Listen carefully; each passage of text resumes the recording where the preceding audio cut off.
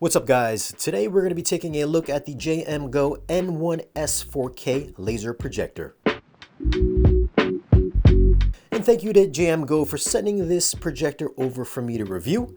This comes in a great hard foam carrying case, which also has a lock on the top of it to keep everything secure if you want to transport everything inside. Included, we get the quick start guide, the Bluetooth remote control, the power cable, batteries for the remote, and the power adapter. This is a very small, lightweight projector weighing only 4.5 pounds. Up front is the sensor, which will help autofocus in keystone correction, and the lens is located on the opposite side. This has a tilting design which can articulate up to 135 degrees and also can help with odd placements. On the bottom is a threaded insert for mounting this on a stand or a ceiling mount, and the base also doubles as a carrying handle. On the back is the ventilation, as well as the power button, HDMI 2.1 and USB inputs. And there are two 5-watt speakers located on each side. Now this is a triple laser projector that'll cover 110% BT 2020 color space. It's got a 1600:1 contrast ratio, and 4K resolution is done via the TI.47 chip with laser life spec'd at 30,000 hours. Now, I will be placing this on a tripod projecting on a 150-inch Screen Innovation screen with a gain of 1.1 in my dedicated theater. Now, if you are using this on a white wall or on a dedicated projector screen, you can leave some lights on. So I do have lights actually shining directly on my screen, and this actually can handle ambient light pretty well. Now this is only a matte white screen, so if you want to get some better vibrancy or better ambient light rejection, your best bet is to go with an ambient light rejection screen. Just for using this on my white screen, if you just want to use it, have some guests around the house, maybe watch some sports, have food, see what you're doing in the darkness, but keeping some lights on, the projector is actually bright enough where you can still see the image pretty well. Once you get the projector set up, it's going to take you to the Android TV homepage. And just scrolling through the menus, it is a fairly snappy little projector, so the UI is pretty quick to get around. But what we're going to do first is go ahead and check out some of the projector's settings. Now, once you run through the initial setup, we're going to align the projector to the screen. Now, we have a few different options here under keystone correction. We've got the instant gimbal-like display correction, so if you are carrying this around and using this as a portable projector, once you set it down, the projector can automatically correct the image and make everything nice and square for you. So under keystone correction, let's go ahead and check that out. This will automatically square up the projector to my screen. Now this doesn't always get it perfectly, so if you want, you can go under manual keystone correction and do this manually yourself. Now, as you can see, this actually didn't do a bad job, but let's go ahead, hit the little hamburger menu and hit the reset adjustment settings. And here you can see that this is not perfectly squared with my screen. If you want to get it squared up, all you got to do is hit the center button, and you can see how you can alternate between the 4 points. Once you select your point, you can drag and move over the screen until you get everything lined up perfectly. And you're going to do this for all 4 corners. Now, of course, for the best image quality, you should really get this squared up with your screen by leveling the projector itself and not using digital correction, because digital correction does effectively cut into the usable pixels. So since the projector is spec'd at 4K resolution, as you are digitally manipulating the image, as you can see here, you're actually cutting away at the effective pixels. But as you can see, here we've done it manually, and this is perfectly squared up with my screen. Now let's go check out some of the other projector's settings. Now this is going to be located under the settings menu. So once we go into projector, we just checked out the keystone correction. Next up is the focus settings. We've got autofocus, manual focus, and then focus settings. You can set this to trigger automatically, so if you're moving this and it gets bumped or something, this will automatically focus by itself. And then here we've got the focus calibration. So if you are at a close enough distance, this can tell the projector how close it is away from your wall, so that this can hit the focus every time. If you want a manual focus, All you do is tap up and down on the controller until you get the focus perfect. Next section is image adaptation. Here we can do moving and zooming of the image digitally. So right now, first option is zoom. By pressing up and down, we can automatically digitally zoom in or out the image. Next option is pan and zoom. So let's go ahead, let's zoom all the way in. Then I can show you the pan and zoom feature. Then the next option is rotate. And again, you can use any one of these features to try and get the image as square as possible. And then for image restoration, if you want to reset all your settings, just do that under image restoration and it'll go back to normal. The next option here is projection type. We've got front projection and then rear projection. So if you've got this behind your screen, you can go that route. We've got ceiling rear projection, and then we have auto vertical flip. Next option here is the smart eye protection. You can turn this off, low, middle, and high. If you are passing in front of the projector, this can automatically shut down the laser so you don't accidentally blind yourself. We've got system acceleration. By hitting that, that'll, I believe, clean the cache and speed up the UI. So while you're moving through the menus and everything like that, it'll be a lot more snappier. And then the next option here is one-click dust removal. So by doing this, this will ramp up the fan for 60 seconds. You should probably hear it in the background. And that'll blow out any dust that might have accumulated in the projector's exhausts. The next section we're going to check out is display and sound. First option here is the picture. Here we can adjust the laser brightness. Right now I have it on 10, but as you can see on 1, it does get fairly dim. So for my screen size, we are going to need it on max output. For ultra brightness, this will give the image a slightly cooler cast. It'll look a little bit more blue, which gives the perception that it is a little bit brighter, but it does drastically change the color. So for more accuracy, you're going to want to keep that turned off. Now for picture modes, we got a few different options. We've got vivid, standard, soft, movie mode, office, and then user. Under user, you can change sliders for brightness, contrast, saturation, hue, and then sharpness. And then for HDR, you can turn this on or off. So if you're watching HDR material, this will automatically kick into HDR mode.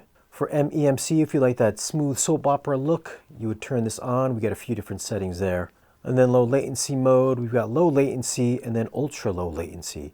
If you want the lowest and you put it into ultra low latency mode, this will cancel all the digital processing such as keystone correction, so that's going to be disabled.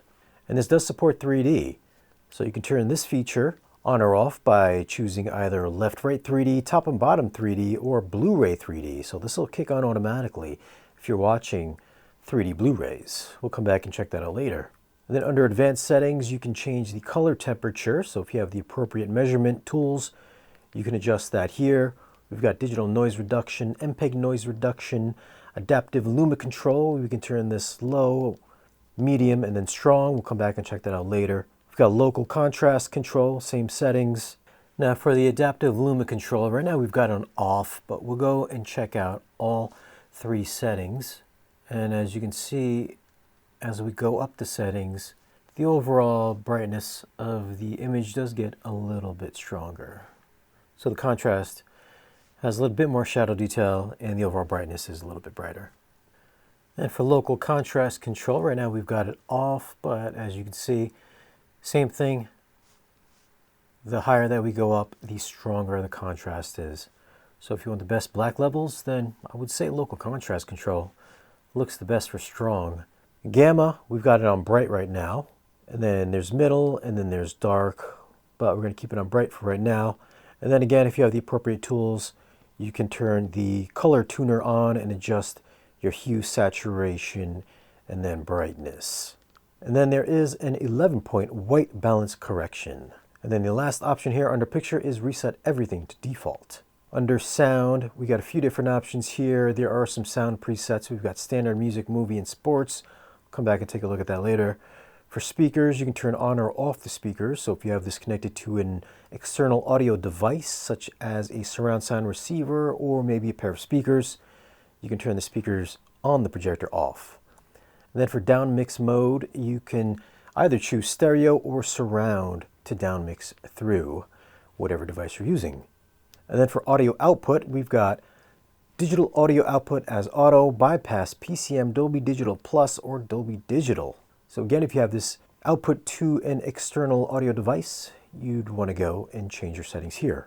And then there is a digital audio output delay, so if your words are coming after the picture starts moving, then you can adjust the output delay there. And as far as what this is running off of, this is running off of Android 11. Last update was on December 1st, 2024. Now this of course does support 4K HDR within apps. So for instance, right now we are taking a look at the YouTube 4K HDR demo. And as you can see in the upper left-hand corner, it does say HDR, and you can choose your quality within the app if it is supported. And then these are just other settings within this specific YouTube app. So as you can see, this does look great. It throws out a really great image. Again, I am projecting on a 150-inch screen, which I think is kind of really pushing it for this size projector, but you can see that the blacks actually look really good. It does have a nice little pop to the image, and this does throw a razor sharp image. It's really bright for a very small projector, so I'll give it kudos for that. Now this does run off of Google TV, so we do have the official Netflix app. We've got Prime Video, we've got Disney Plus, all your main players that are here. And if you want to add more apps, this does have the Google Play Store as well. So if you can search whatever you want to search, and then just like on your Android device, your Google TV device, you can search for whatever app that you want and install this on the projector itself. So you don't have to do any weird side loading or anything like that, especially with Netflix, since this is a certified Netflix projector. Now there is one more setting that is available once you are playing content, and that is screen. So by selecting screen, you can have the image fill the entire width of the projected screen, or you can choose 4:3, which will squeeze the image down. Now if you are watching this projector for 3D, you may have to go under the 3D mode selection. If it's turned off and you're watching 3D Blu-ray, go ahead and select that.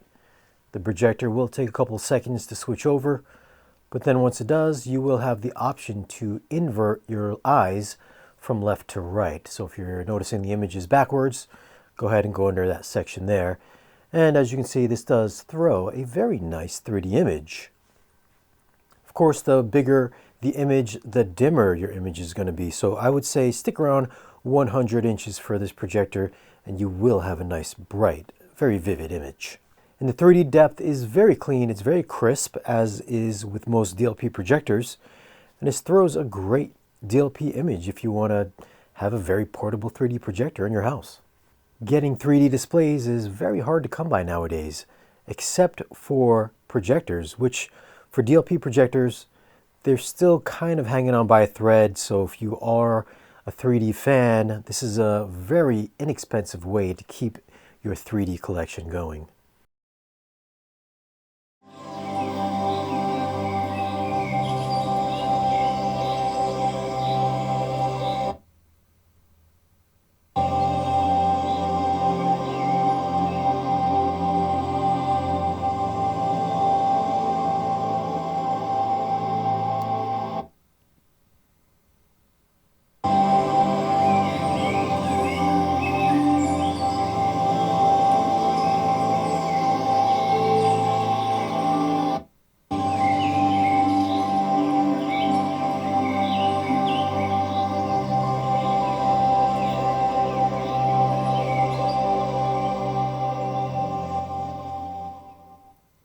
So as far as the sound, I would say that the speakers on the projector itself are actually pretty good. They play really loud, so they do fill my entire theater space. And of course, for the sound presets, I mean, this is all a subjective thing. I kind of like standard myself, but if you want a little bit more bass, then I think movie is going to give you just a touch more depth.